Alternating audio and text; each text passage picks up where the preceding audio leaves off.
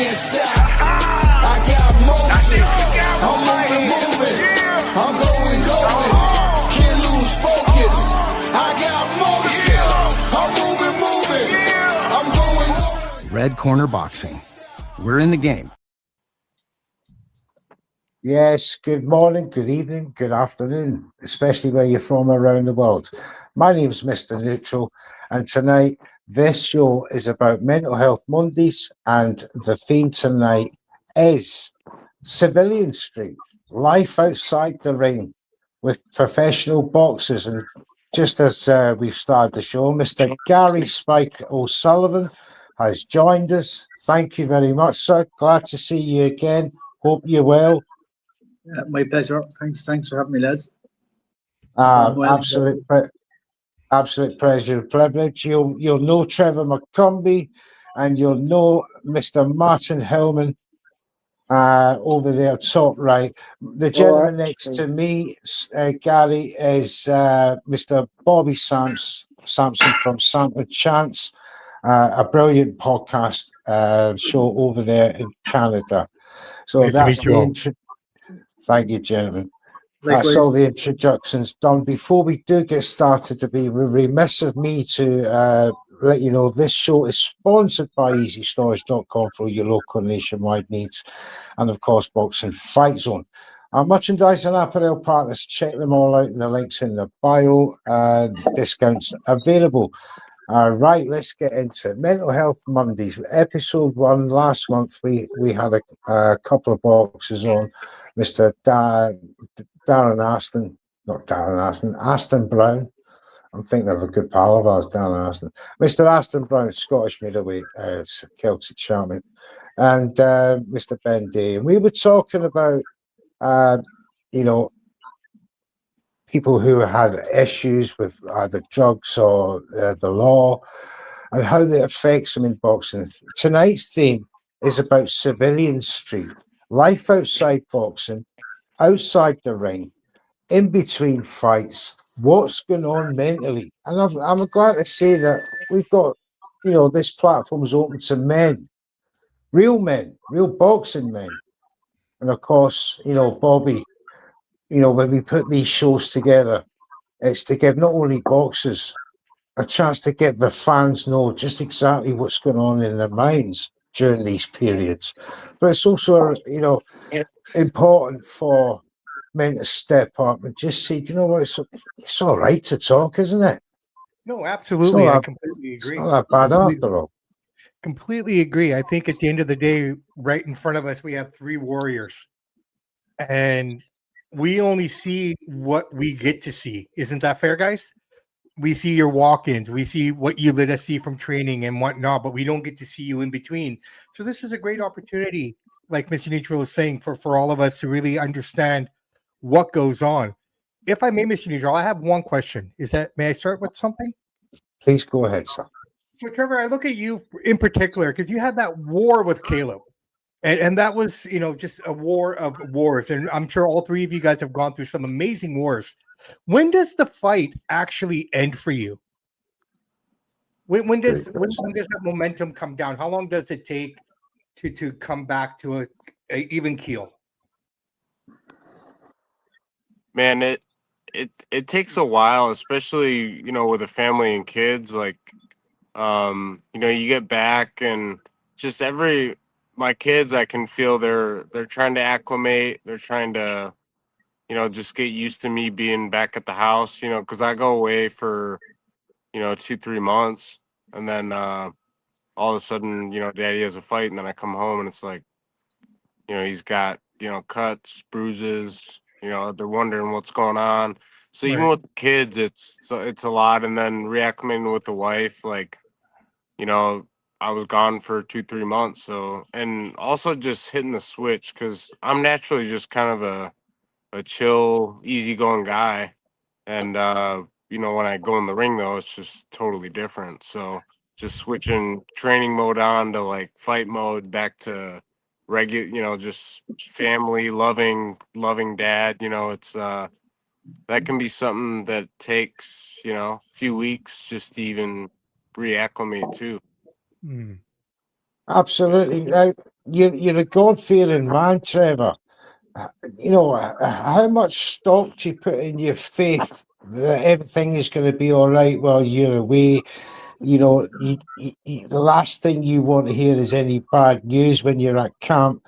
You know, how do you cope with that? How do you condense that into your mind? Man, especially my last camp, getting ready for Pacheco, like I really doubled down and I stayed in the word, and I worshiped every day, and um that was just something that I really wanted to implement, especially in camp. But I knew that if I stayed consistent in my faith throughout all of camp, that it was going to carry on into after camp.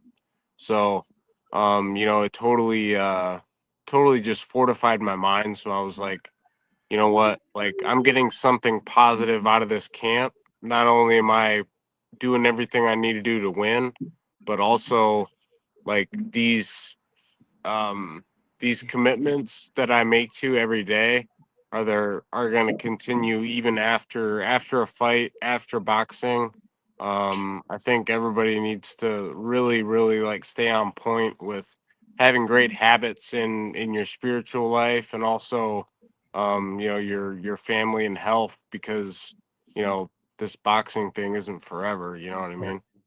You got to worry Mhm. about yourself. Absolutely. Just one more thing before we bring in one of our other guests. After the defeat to Caleb Plant, and you went home pretty cut up, you clash your heads or the rest of it, and they quite rightly say you got that anxiety, wi- you know, uh, dealing with the children and your family, don't want to see you in that state. Did that give you extra pressure being that family man and having to cope with the fact that you didn't win and you've had to go back? And did that change yourself, or did you just say, right, oh no, I'm just me. I'm just going to carry on the way I do things. You know, I I've always been a winner, man. In the amateurs, I went 138-11. Um, and I was Incredible. 28-0 up until the Caleb Plant fight, and that's just something. When I was little, my dad, I don't know, he just burned it into my head that losing is a disease, and once you catch it, it's hard to get rid of it. So yeah, that it really is. It's a bummer for any fighter to get that first loss, and yeah, it's tough. But I just know, I'm one of the best in the division. I'm going to be a world champion. Just all the work I've done, all the experience I've done in the past, and I just know that I'm one of the best in the world.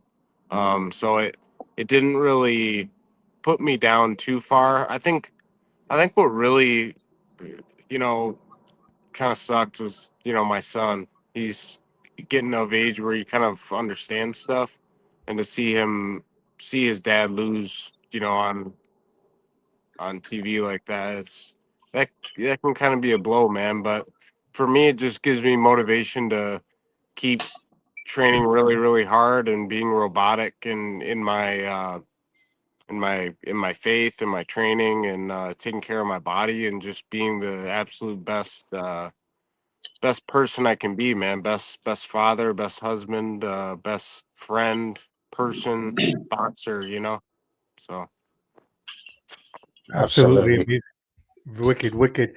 Um, if I may, just for everyone here, for all three guys, like in boxing, you have someone to teach you how to throw a jab, you have someone to teach you defense. Do you have someone in your camp that helps you with outside of camp?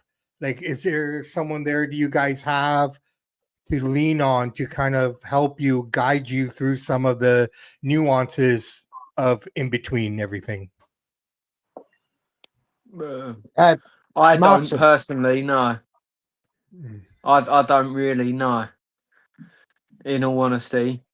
So So, short you and know, sweet answer that one. Sorry, lads. No, no, I'm just curious. Because, I mean, I in that was sense, you would think you would have someone that you could kind of lean on, or is that something that boxers should have? Is this something that's missing from your camp of team? yeah, I have I got something, but go ahead, Gary. No, it's my little kid here, Tommy. He wanted to come over and hello, say hello. Tommy. How you doing, What's big up, man? Tommy? How's it going, bud? Good to see you, son. Good, like. You're going to be a star one day, pal. Don't worry about that. Wait, actually, give it, sorry, lads. Oh, No no. problem at all, mate. No problem. Beautiful. Love it, mate. Love it. I just made him some mussels before we came on, and he's not too fond of them, so he wants to try the chicken. Appreciate it. Sorry, Yes. I forgot. You I know, think so, I Bobby, personally have like a lot of I have a lot of good friends. I guess I can lean on. If things go wrong, and I've lost plenty of fights. I've lost 6 already. So yeah, I needed some support. I guess. But I don't know. Yeah, I think it's good to have people to lean on outside of boxing, for sure. yeah, I'm just fortunate to have acquired a lot of good friends over the years. Like, it's been a long career. I mean, I'm on to my 18th year, so got a lot of good friends I can depend on. And absolutely. I remember, Gary, when we spoke, we were talking about your gym, and there's people there that just bring you straight back down to earth when you need to. That is a great support system, isn't it? There is, and I just got a lot of good friends in general, and that's general. I'm very fortunate to have that, and I try to be as independent as I can, and I'm a family man as well, and my family are what's most important to me, and Yeah. actually, I never went away for camp like the guys. I never went away continuously. I live in Cork and travel to Dublin. It's about a 3-hour drive. Sorry, my kids are making a racket in the back trying to pick up the chicken. So, right. All right. I take this about a 3-hour drive. I go there Monday and I return on Friday. I spend the weekend with my family. I still go to the gym when I'm back at home in Cork over the weekend, but I just feel like I like to see them. I think it benefits me to see my family each and every weekend.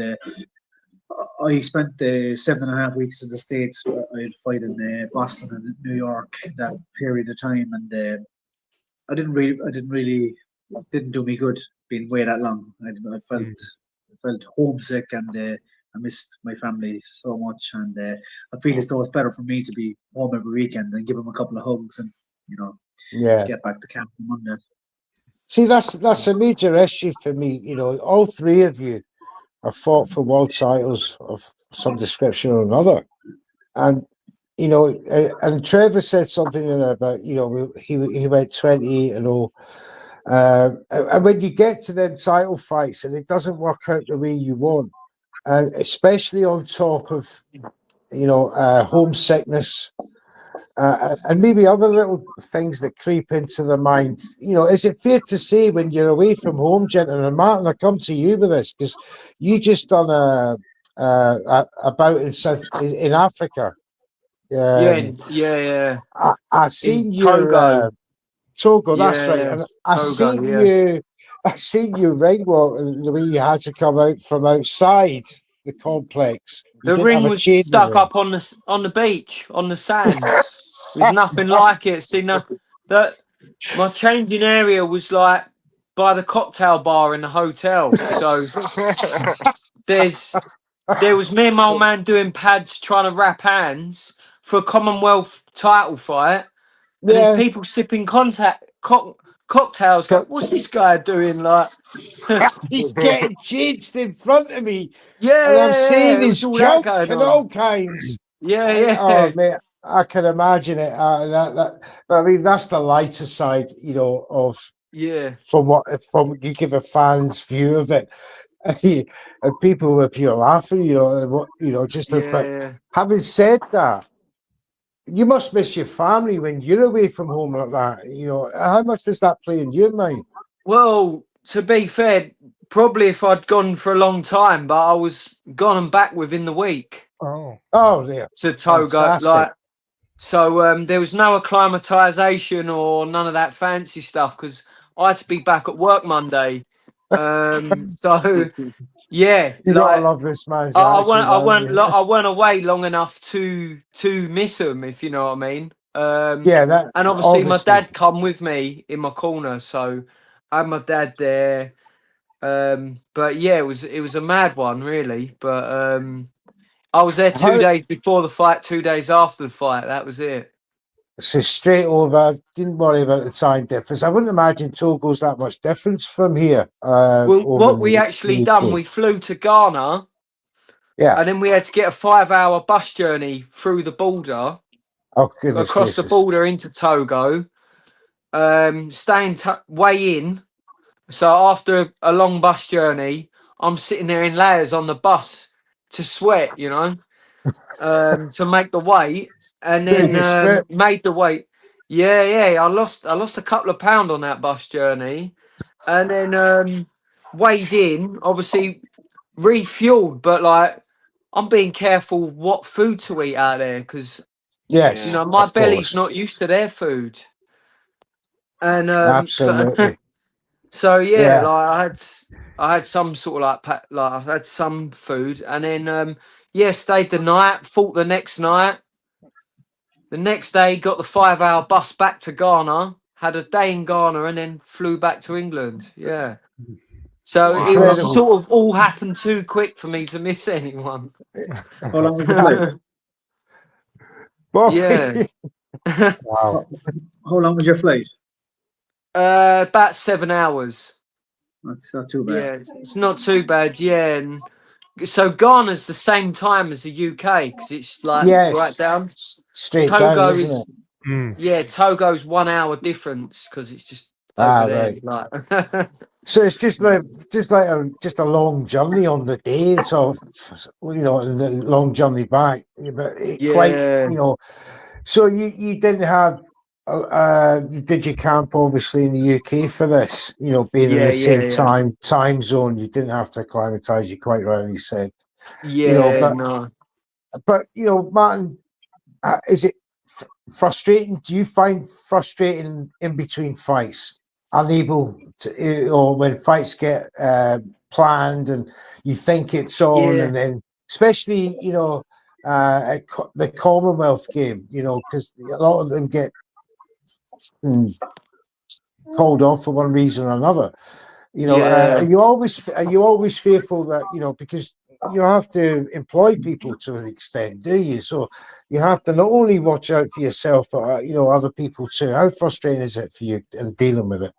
Yeah, I'll be honest with you. I've boxed since the age of 12. Mm. I'm 34 now. I get bored with normal life outside of boxing, not having something to train for, not because I'll get unmotivated and it's just easy to like chill your mates, go and have tempted to go and have a pint or something like that. But when I've got a fight and I'm locked in, I've got a goal, I've got a purpose, and yeah, makes my life more hectic but more interesting.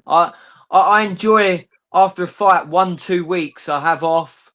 I enjoy not getting up running and eating what I want, all that stuff.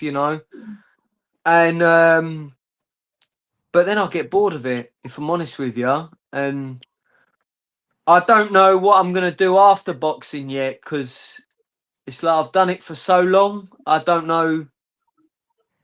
And I know, like, I'm 34 now. I've been boxing a long time, but I know it ain't gonna go on forever.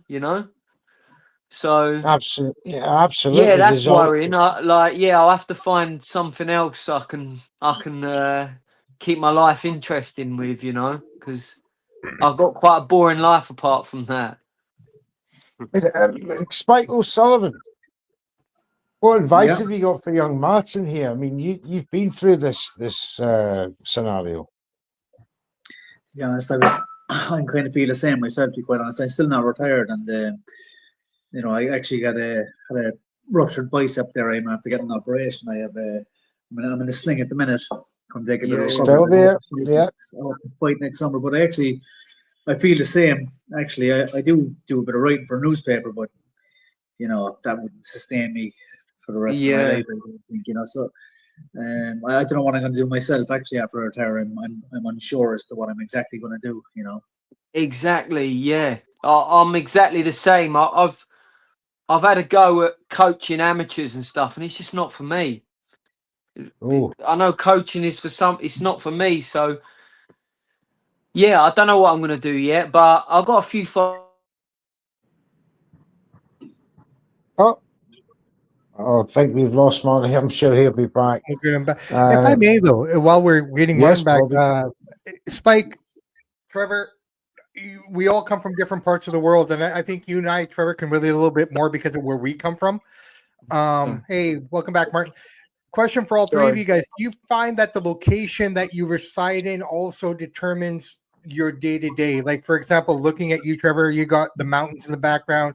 You can go hiking, this and that. There's so many different avenues that you can go down to kind of clear your mind and stuff like that. But with you guys in the UK and Ireland and stuff like that, what do you guys have that you can, push back on? Do you have things that you can go do? Is hiking, biking?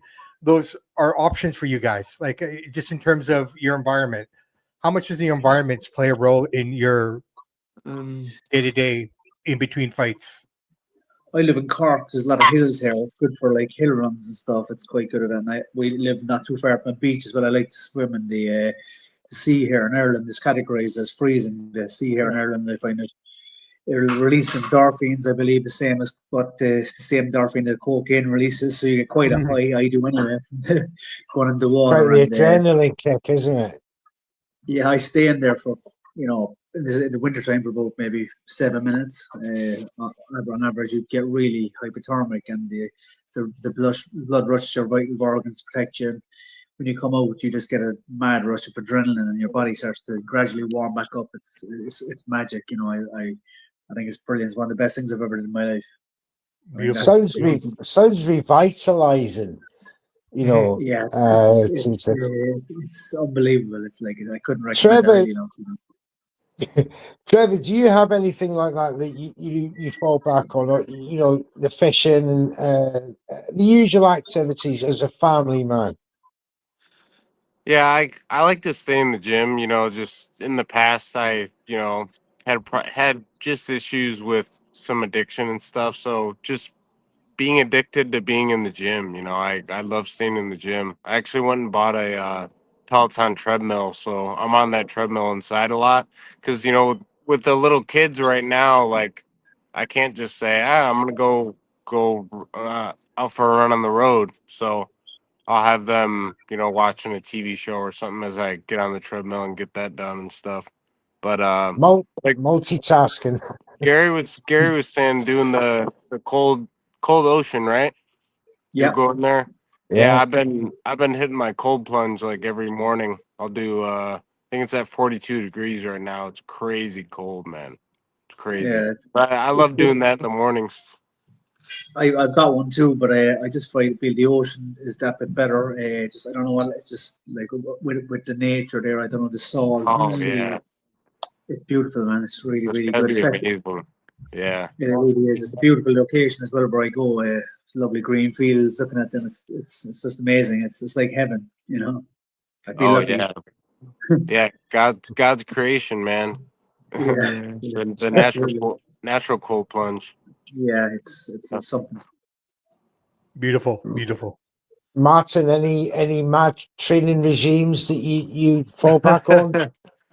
No, not really. No. I'm a keen runner. So that seems to sort my head out. If I got something on my mind, just hit the roads. But yeah, unfortunately, I don't live near a beach, like near an ocean or anything like that. Not nothing special, to be honest with you. No, mate. Yeah. The local swimming No. baths is probably your That's me. Yeah, yeah, yeah, your, yeah, your nearest yeah, access to swimming and that. yeah, Um, yeah. now, when you're outside the ring, gentlemen, and you're back in Civvy Street, do you feel that, because obviously when you're in camp and your fight week's coming up, you're in you're on the lips of everybody's mouths, you're in the pictures, the videos, come to the fight itself. When all said and done afterwards, and you do your fight, you divvy up what you got to do and get everyone that you employ as fighters, trainers, your cutman, your cornerman, and all your other expenses. Do you have a sort of a crisis of confidence after a fight because you're back on Civvy Street, you're back to folding, washing clothes, and looking after children? Is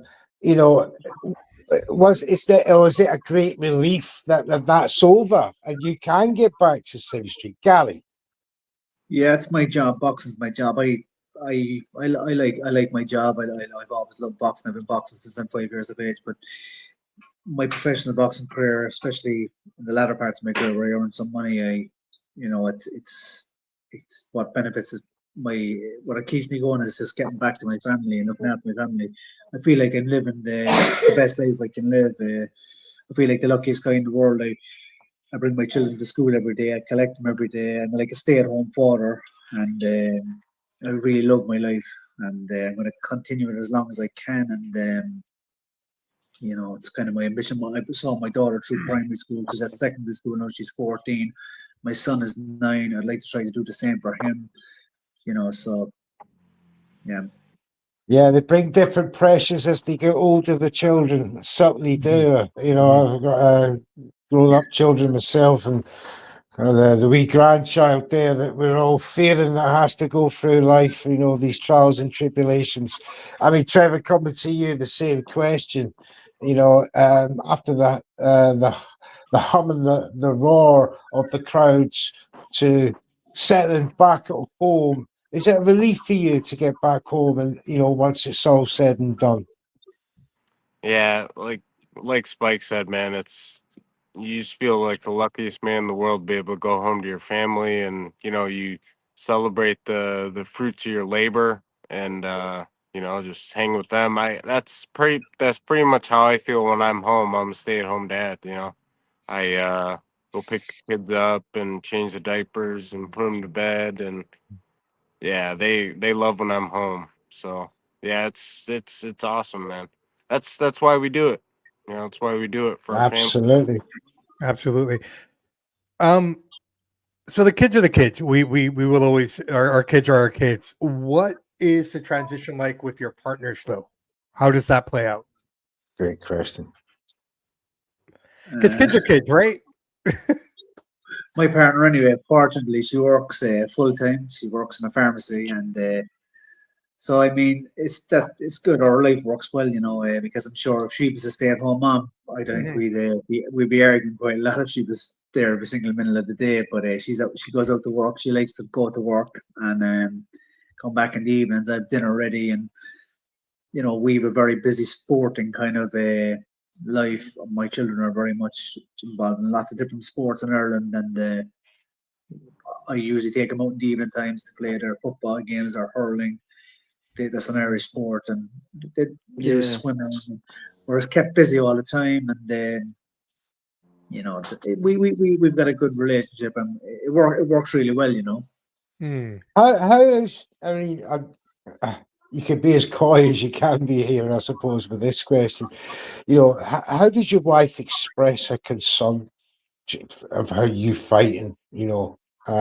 She must have seen you so many times now, and is she just used to it? Does she just know, oh, that's Spike? That's just what he does.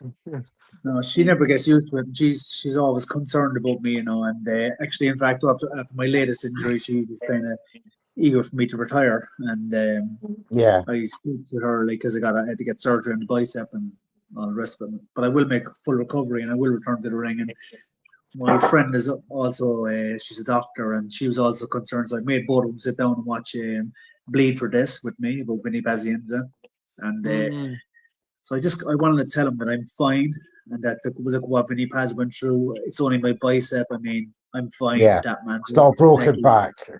Exactly. So I, Convinced them I'll be okay. I just had a thought and a question for all three of you guys. Do you guys have like little signals or little telltales when you're in the ring to communicate with your partner, like I'm okay or anything like that? Like when you've come out of a war? No. No. No. In all honesty, no. Hmm. You Yeah. mean Oh, in the ring while you're fighting, or No, do you no, no, mean no. like Like after after? the fight, you're doing your post-fight interview, whatever the case may be. The partner may not be there with you, family may not be there with you, but they're watching at home, and you can kind of give them a wink or something. Do you guys have anything like that in place? I mean, No, it's a good idea, though. Yeah, that's it's actually just, that would be. But I'd always fake it anyway. oh, I'm sure I'd better fake it still. if I'm all right, darling. Don't worry about me. right? You know, kind of like Rocky when he did Yeah. Adrian, right? So I mean, Yeah. something like that. Like I was just curious. I've always wondered that because like this past weekend we saw Manny Pacquiao's son fight for the first time. Yeah.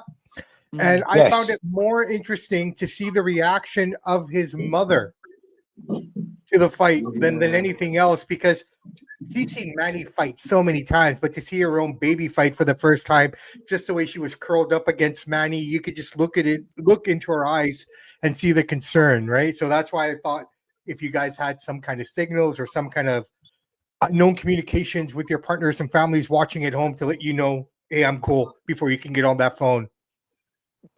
No, I think no, the same. but like he said, Wow. it's a great idea actually. Yeah. But Maybe we've started something tonight. Yeah, I have signal system in place for the wives. I mean, Trev, similar, question for you. So, are you having to, let's say, placate your good lady wife, about your health and safety and your mental health when you're away at camp and fights?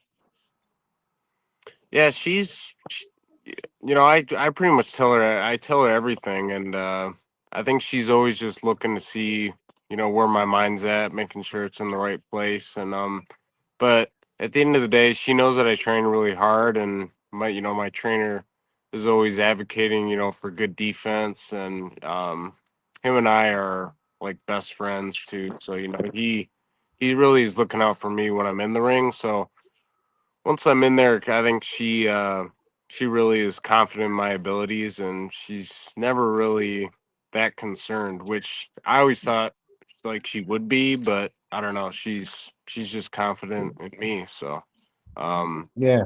never been like too scared or anything. Mm-mm. Yeah. The Which is reason good. the reason I asked these questions, gentlemen, because it strikes me that this doesn't seem to be anyone for the families of you guys, the wives, the children, the brothers, the fathers. What you worry about, they obviously worry about it too.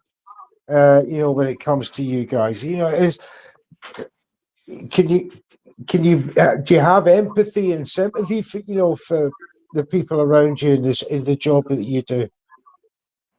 I do anyway. I feel when I used to be more nervous when I watched my good friends in the gym, I became really close with a couple of the fighters I trained with over the years. And also, I had the same experience when I was younger. My younger brothers used to box, and I felt so much more nervous about watching them than when I fight myself.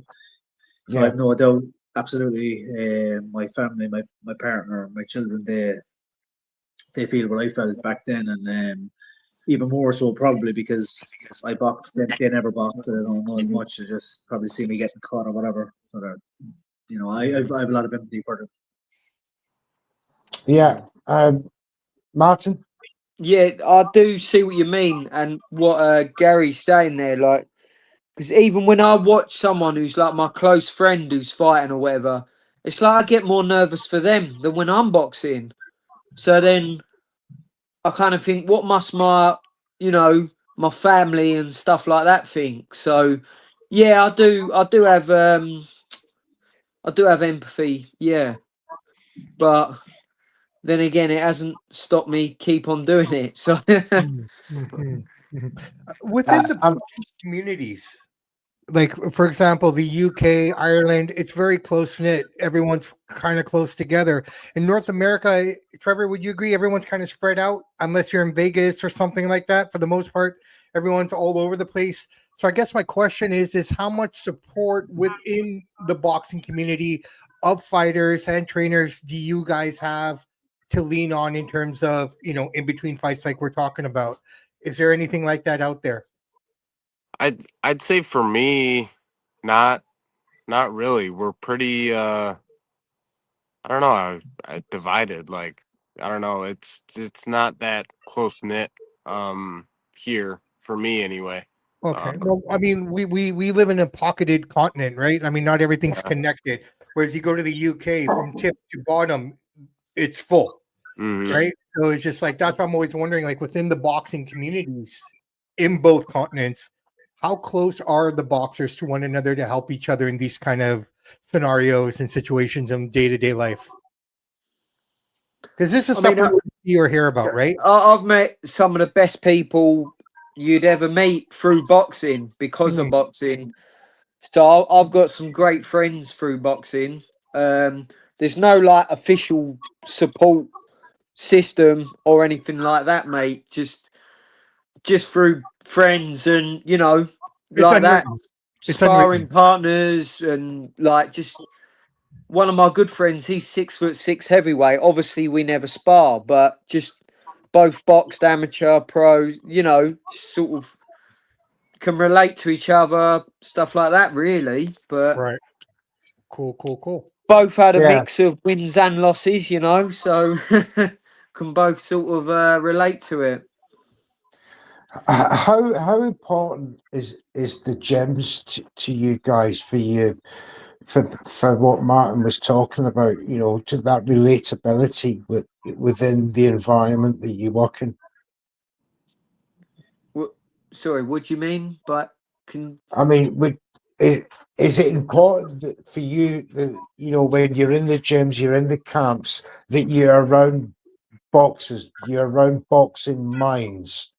And when you're off camp, do you still surround yourself with boxing minds, or do you have to completely switch off? Otherwise, work overload, or overstressing yourselves. Has any been an issue with that, what Trevor? I think? Sorry, Oh, Martin. sorry. Carry on. No, No, no. I think Carry on, Martin.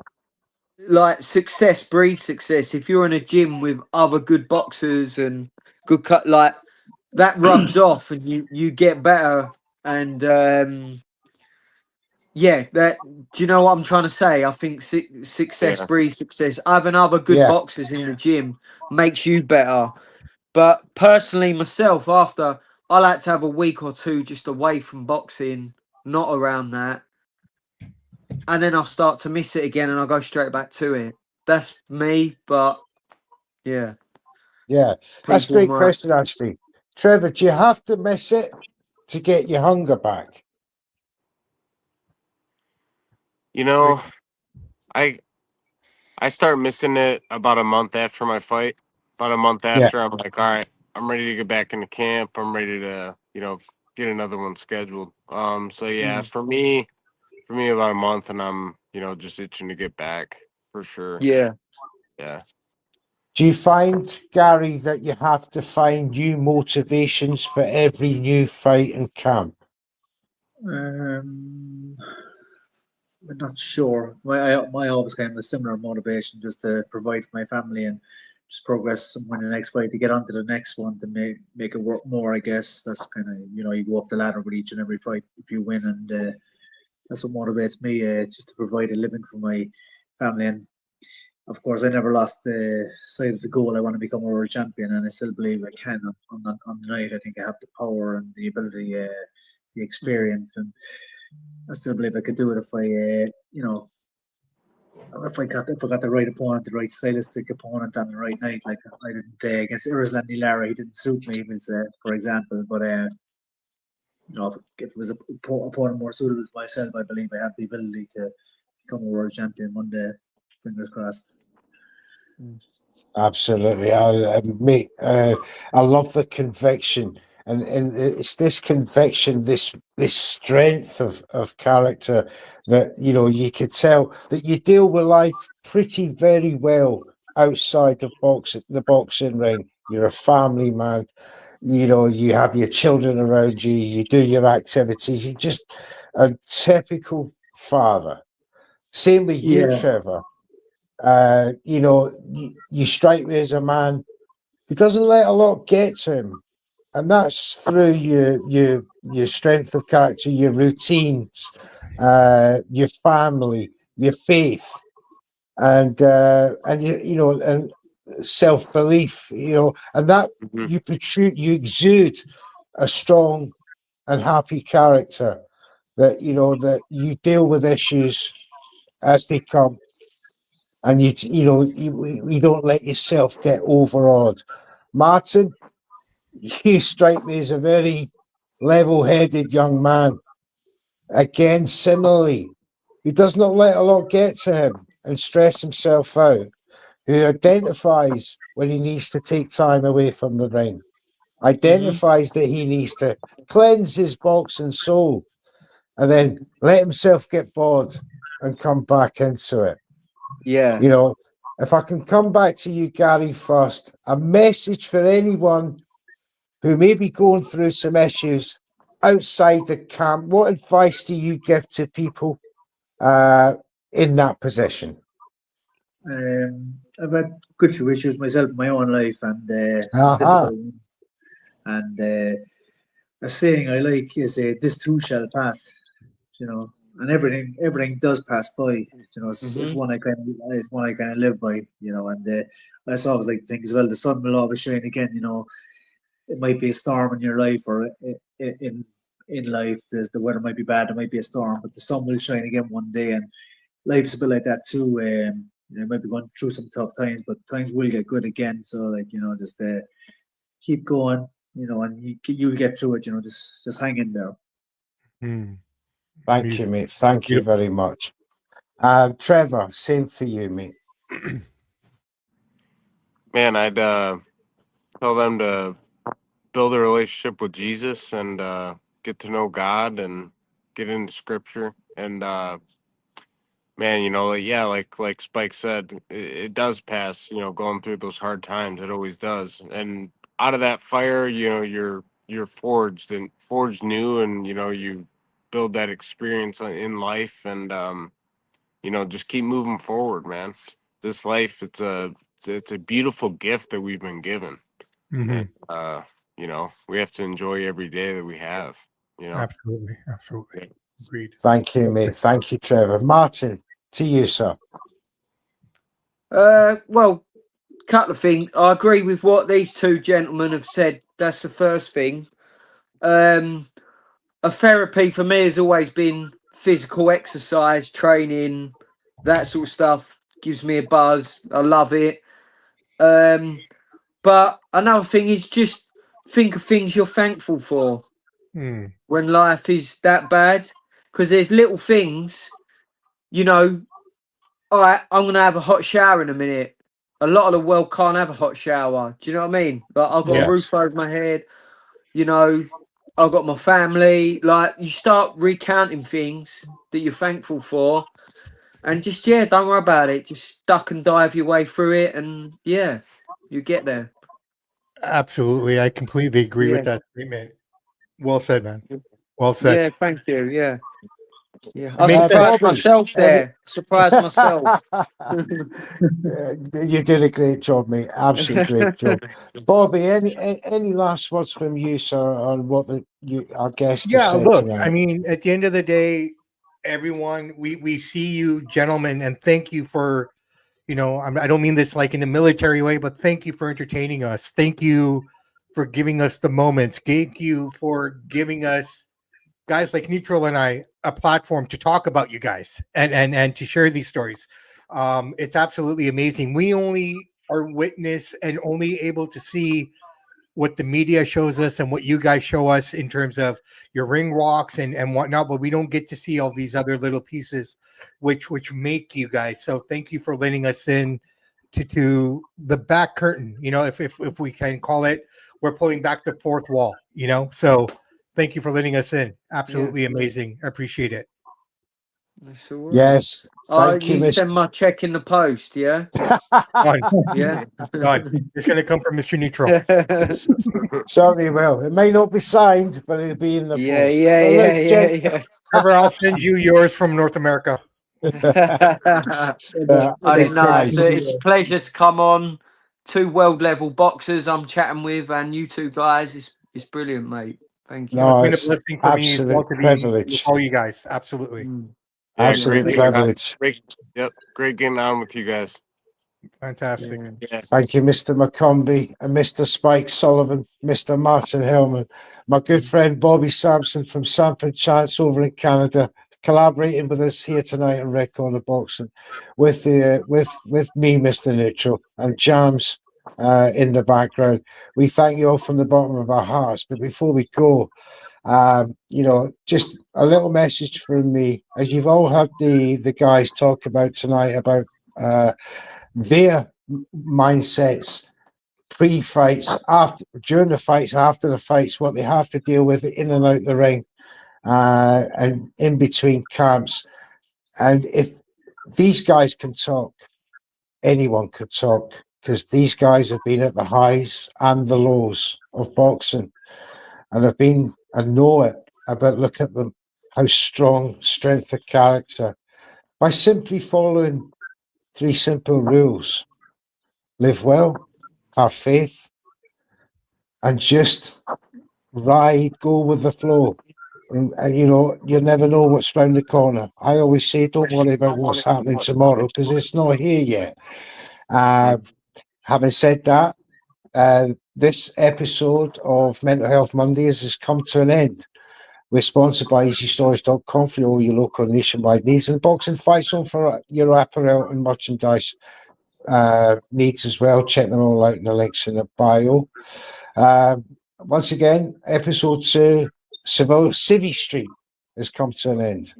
Thank you all for joining us. I hope to speak to you all again in the near future very soon. Join us for episode 3 in January, first Monday in January. We'll be having more guest boxers on. And we'll talk about mental health. Thank you very much, gentlemen. Adios. See you soon. Can I just say, I'm moving. I'm going. I can't stop. I got motion. I'm moving. I'm going. Can't lose focus. I got motion. I'm moving. I'm going. Red Corner Boxing.